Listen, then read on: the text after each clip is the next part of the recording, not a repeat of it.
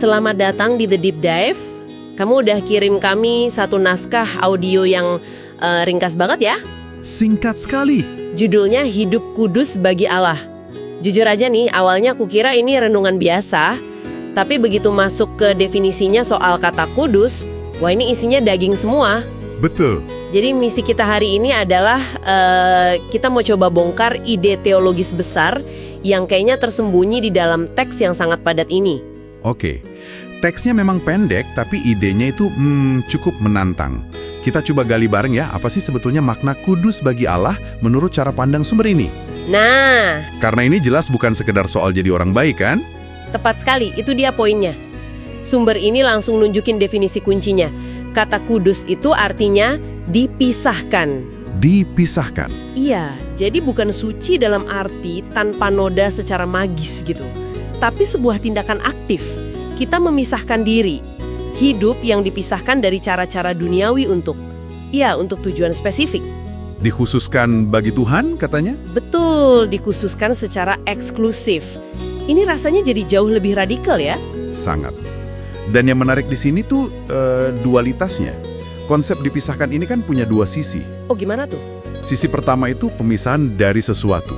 Dalam hal ini ya dosa, kebiasaan duniawi, hal-hal kayak gitu. Oke. Tapi sisi kedua, dan ini yang menurutku jauh lebih penting, adalah pemisahan untuk sesuatu. Oke. Teksnya kan bilang, dikhususkan secara eksklusif bagi Sang Tuhan. Jadi ini bukan cuma lari dari yang buruk, tapi berlari menuju tujuan yang baru. Jadi semacam pergeseran total orientasi hidup gitu ya? Persis. Nah, di bagian sinilah aku jujur agak terintimidasi. Bahasanya itu kuat banget dan tanpa kompromi. Contohnya? Ada frasa kayak syarat mutlak, terus kekudusan yang tak dikompromikan. Sejujurnya ini kedengerannya berat banget. Apa di sini nggak ada ruang gitu buat kegagalan manusia? Rasanya kok kayak standar yang mustahil dicapai. Itu pertanyaan yang bagus sekali, dan sumber ini sepertinya udah mengantisipasi itu. Oh iya? Justru karena kegagalan itu sebuah keniscayaan, makanya ada penekanan pada solusinya. Solusinya apa? Permohonan agar darah Yesus menyucikan kita. Jadi ini bukan tentang mencapai kesempurnaan sekali untuk selamanya. Oke, jadi ini bukan target akhir ya? Bukan. Ini lebih tentang kemauan untuk diperbarui terus-menerus. Penekanannya bukan di jangan pernah jatuh, tapi lebih ke segeralah bangkit dan bersihkan diri. Oke. Itu mengubah perspektif sih. Jadi ini bukan soal status yang kita raih, tapi sebuah praktek. Tepat, sebuah praktek. Dan ini mengubah segalanya. Sumber ini pada dasarnya bilang kekudusan itu bukan piala yang kamu dapat sekali, tapi lebih mirip spiritual hygiene. Sesuatu yang harus kamu lakukan tiap pagi, kayak sikat gigi lah. Hahaha, oke. Kalau terlewat, ya kotoran kemarin masih nempel. Makanya ada frasa pagi ini dan hari ini yang diulang-ulang. Ini ritual pembaruan harian. Aku suka banget analogi spiritual hygiene itu, kena banget. Oke, jadi konsepnya jelas. Hidup yang dipisahkan, sebuah standar yang tinggi, tapi dilakukan sebagai proses harian. Betul. Tapi ini kan masih terdengar teoretis ya.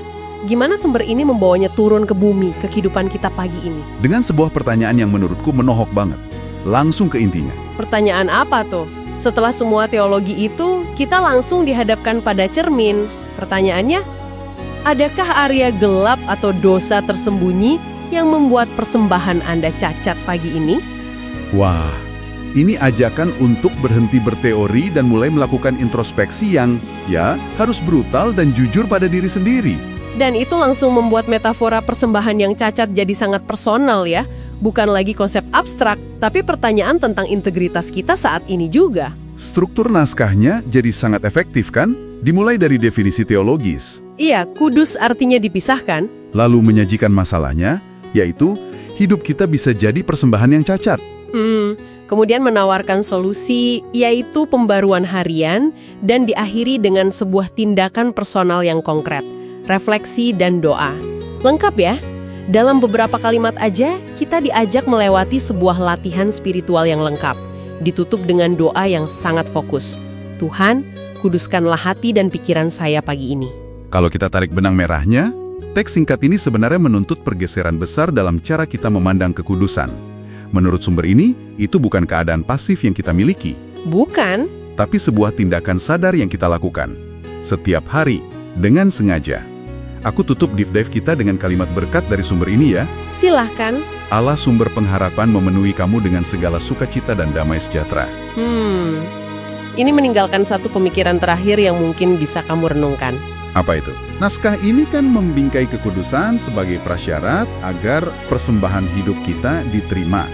Nah, jika kudus itu berarti dipisahkan untuk sebuah tujuan, pertanyaannya jadi begini. Oke.